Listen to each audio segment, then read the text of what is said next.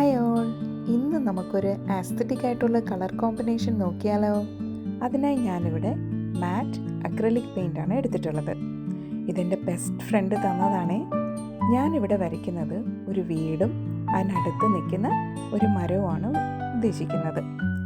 വീട് വരയ്ക്കാനായിട്ട് നമുക്ക് സ്കെയിൽ ഉപയോഗിക്കാം. മരമാണെങ്കിലും സോ സിമ്പിളാണ്.